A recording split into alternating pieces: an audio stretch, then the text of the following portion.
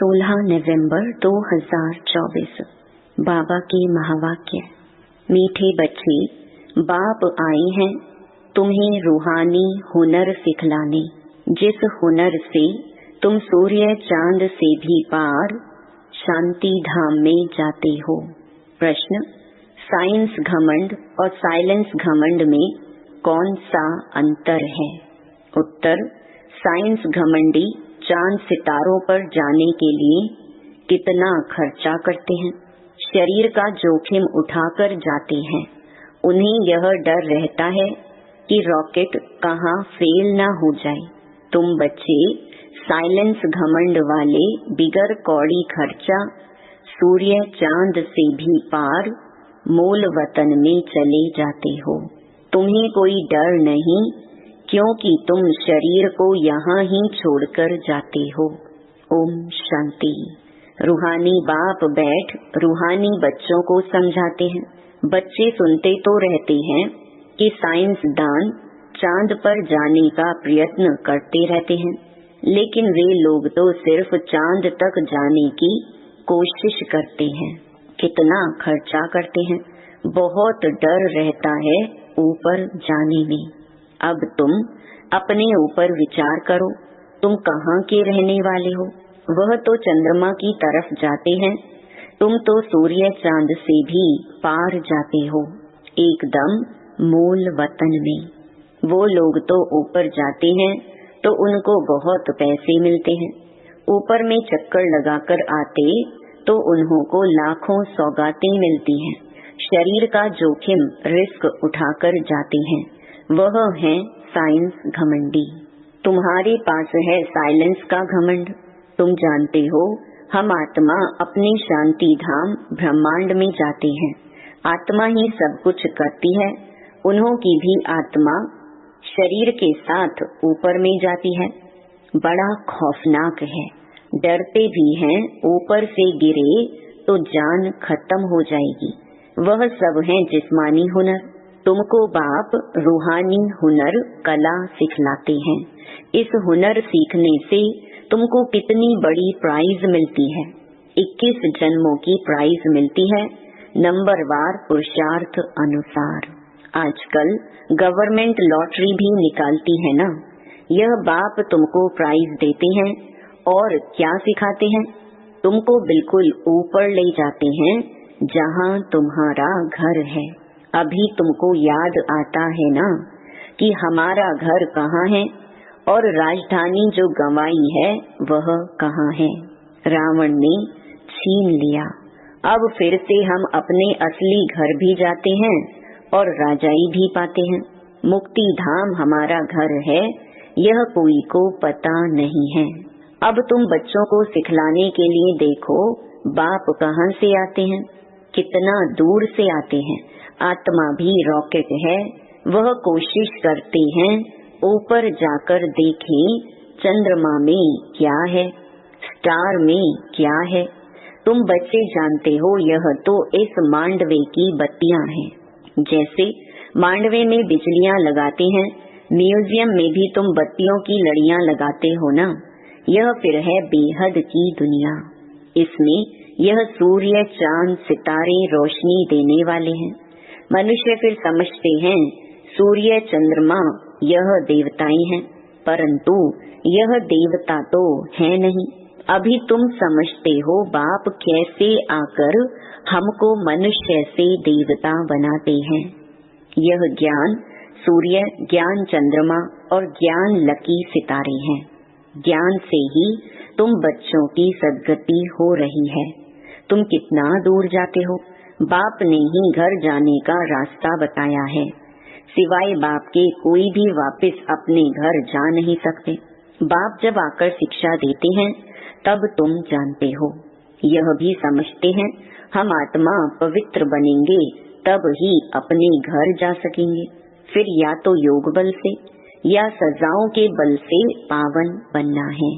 बाप तो समझाते रहते हैं, जितना बाप को याद करेंगे उतना तुम पावन बनेंगे।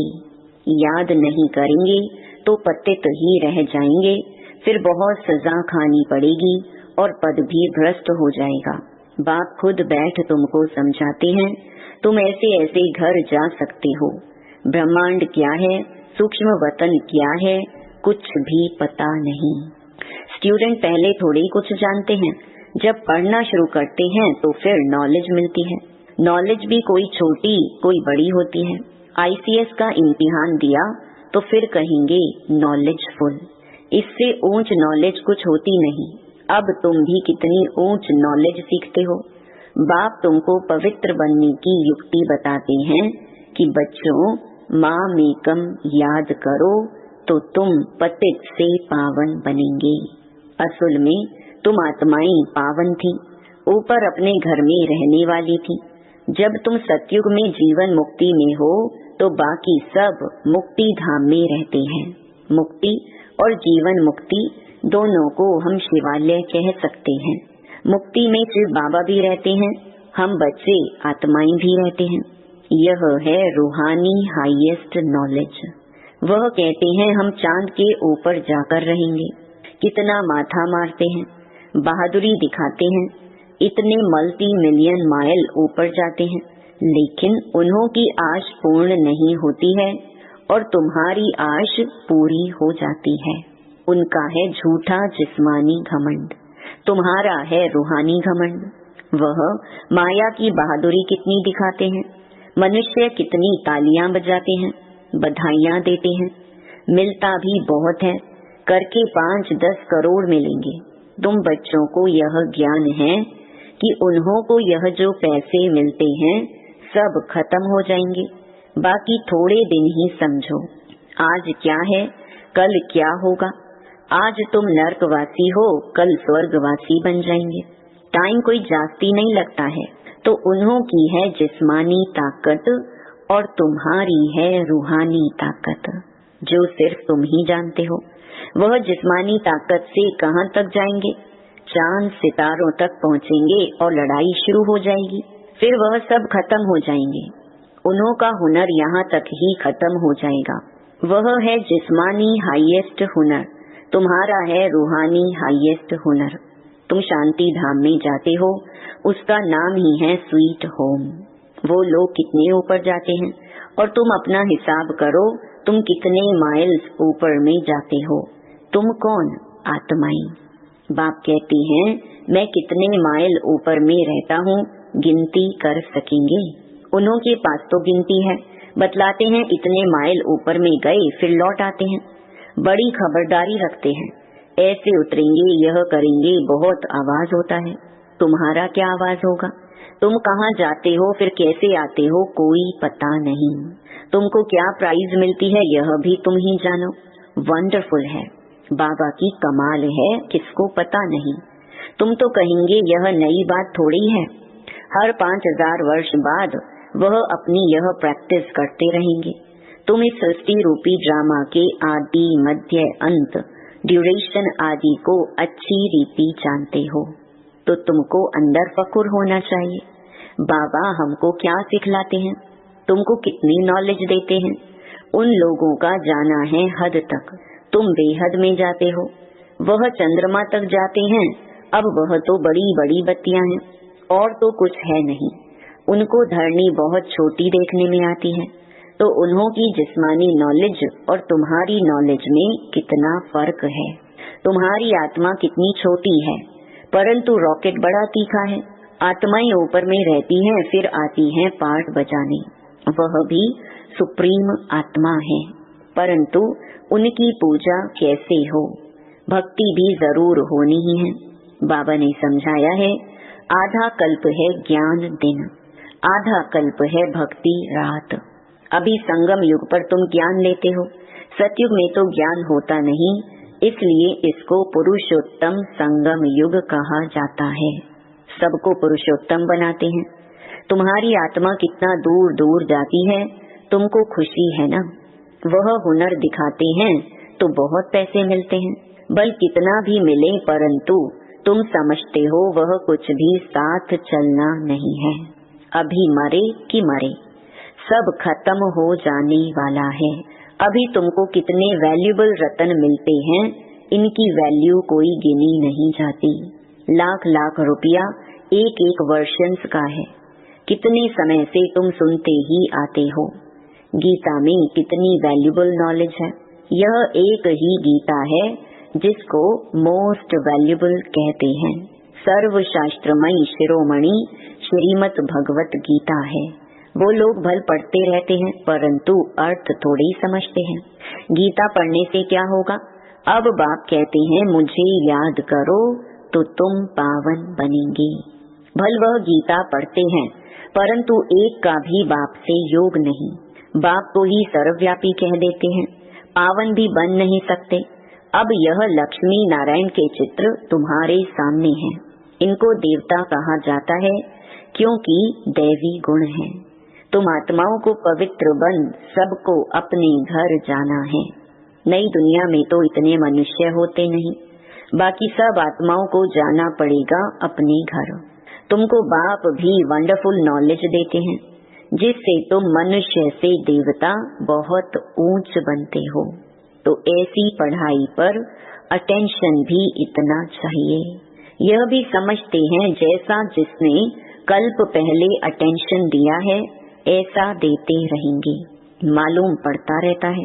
बाप सर्विस का समाचार सुनकर खुश भी होते हैं। बाप को कभी चिट्ठी ही नहीं लिखते हैं तो समझते हैं उनका बुद्धि योग कहाँ ठिक्कर भीतर तरफ लग गया है।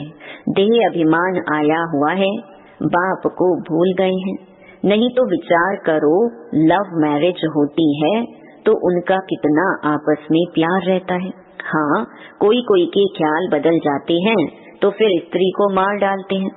यह तुम्हारी है उनके साथ लव मैरिज। बाप आकर तुमको अपना परिचय देते हैं, तुम आपे ही परिचय नहीं पाते हो। बाप को आना पड़ता है। बाप आएगा तब जबकि दुनिया पुरानी होगी। पुरानी को नई बनाने जरूर संगम पर ही आएंगे। बाप की ड्यूटी है नई दुनिया स्थापन करने की। तुमको स्वर्ग का मालिक बना देते हैं तो ऐसे बाप के साथ कितना लव होना चाहिए। फिर क्यों कहते कि बाबा हम भूल जाते हैं। कितना ऊंच बाप है, इनसे ऊंचा कोई होता ही नहीं। मनुष्य मुक्ति के लिए कितना माथा मारते उपाय करते हैं, कितनी झूठ ठगी चल रही है। महर्षि आदि का कितना नाम है। गवर्नमेंट 10-20 एकड़ जमीन दे देती है।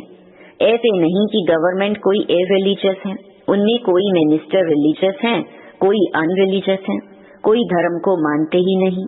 कहा जाता है रिलीजन इज माइट। क्रिश्चियन में माइट थी ना, सारे भारत को हप करके गए। अभी भारत में कोई माइट नहीं है। इतना झगड़ा मारा मारी लगी पड़ी है। वही भारत क्या था। बाप कैसे कहाँ आते हैं किसको कुछ भी पता नहीं है। तुम जानते हो मगध देश में आते हैं जहाँ मगरमच्छ होते हैं। मनुष्य ऐसे हैं जो सब कुछ खा जाएं। सबसे जाति वैष्णव भारत था। यह वैष्णव राज्य है ना।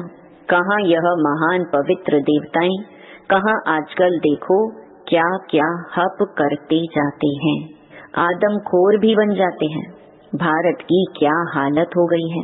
अभी तुमको सारा राज समझा रहे हैं, ऊपर से लेकर नीचे तक पूरा ज्ञान देते हैं।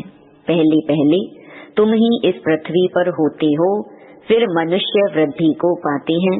अभी थोड़े समय में हाहाकार हो जाएगा, फिर हाय हाय करते रहेंगे। स्वर्ग में देखो कितना सुख है। यह एम ऑब्जेक्ट की निशानी देखो। यह सब तुम बच्चों को धारणा भी करनी है। कितनी बड़ी पढ़ाई है। बाप कितना क्लियर कर समझाते हैं। माला का राज भी समझाया है। ऊपर में फूल है शिव बाबा, फिर मेरू प्रवृत्ति मार्ग है ना। निवृत्ति मार्ग वालों को तो माला फेरने का हुक्म नहीं। यह है ही देवताओं की माला। उन्होंने कैसे राज्य लिया है, तुम्हारे में भी नंबर वार है। कोई कोई है जो बेधड़क हो किसको भी समझाते हैं। आओ तो हम आपको ऐसी बात बताएं जो और कोई बता ही नहीं सकते। सिवाय शिव बाबा के और कोई जानते ही नहीं। उन्हों को यह राजयोग किसने सिखाया। बहुत रसीला बैठ समझाना चाहिए। यह 84 जन्म कैसे लेते। देवता क्षत्रिय, वैश्य, शूद्र। बाप कितनी सहज नॉलेज बताते हैं, और पवित्र भी बनना है, तब ही ऊंच पद पाएंगे। सारे विश्व पर शांति स्थापन करने वाले तुम हो। बाप तुमको राज्य भाग्य देते हैं, दाता है ना, वह कुछ लेता नहीं है। तुम्हारी पढ़ाई की यह है प्राइज। ऐसी प्राइज तो और कोई दे न सके, तो ऐसे बाप को प्यार से क्यों नहीं याद करते हैं? लौकिक बाप को तो सारा जन्म याद करते हो, पारलौकिक को क्यों नहीं याद करते हो? बाप ने बताया है, यह युद्ध का मैदान है, टाइम लगता है पावन बनने में। इतना ही समय लगता है जब तक लड़ाई पूरी हो। ऐसे नहीं जो शुरू में आए हैं वह पूरे पावन होंगे। बाबा कहते हैं, माया की लड़ाई बड़ी जोर से चलती है, अच्छे अच्छे को भी माया जीत लेती है, इतनी तो बलवान है। जो गिरते हैं वह फिर मुरली भी कहाँ से सुने? सेंटर में तो आते ही नहीं, तो उनको कैसे पता पड़े? माया एकदम वर्थ नॉट अ पेनी बना देती है। मुरली जब पढ़ें तब सुजाग हो, गंदे काम में लग जाते हैं। कोई सेंसिबल बच्चा हो जो उनको समझावे, तुमने माया से कैसे हार खाई है, बाबा तुमको क्या सुनाते हैं, तुम फिर कहाँ जा रहे हो? देखते हैं इनको माया खा रही है, तो बचाने की कोशिश करनी चाहिए। कहाँ माया सारा हप ना कर लेवे, फिर से सुजाग हो जाएं, नहीं तो ऊंच पद नहीं पाएंगे। सतगुरु की निंदा कराते हैं। अच्छा, मीठे मीठे सिके लधे बच्चों प्रति माता पिता बाप दादा का याद प्यार और गुड मॉर्निंग। रूहानी बाप की रूहानी बच्चों को नमस्ते। धारणा के लिए मुख्य सार। पहला, बाप से साइलेंस का हुनर सीखकर इस हद की दुनिया से पार बेहद में जाना है। फखुर माना नशा रहे, बाप हमें कितना वंडरफुल ज्ञान देकर कितनी बड़ी प्राइज देते हैं। दूसरा, बेधड़क होकर बहुत रसीले ढंग से सेवा करनी है, माया की लड़ाई में बलवान बन जीत पानी है। मुरली सुनकर सुजाग रहना है और सबको सुजाग करना है। वरदान, परम पूज्य बन परमात्मा प्यार का अधिकार प्राप्त करने वाले संपूर्ण स्वच्छ आत्मा भवा। सदा ये स्मृति जीवन में लाओ कि मैं पूज्य आत्मा इस शरीर रूपी मंदिर में विराजमान हूँ। ऐसी पूज्य आत्मा ही सर्व की प्यारी है। उनकी जड़ मूर्ति भी सबको प्यारी लगती है। कोई आपस में भल झगड़ते हो, लेकिन मूर्ति को प्यार करेंगे क्योंकि उनमें पवित्रता है। तो अपने आप से पूछो, मन बुद्धि संपूर्ण स्वच्छ बनी है, जरा भी अस्वच्छता मिक्स तो नहीं है? जो ऐसे संपूर्ण स्वच्छ हैं, वही परमात्मा प्यार के अधिकारी हैं। स्लोगन, ज्ञान के खजाने को स्वयं में धारण कर हर समय हर कर्म समझ से करने वाले ही ज्ञानी तू आत्मा है। ओम शांति।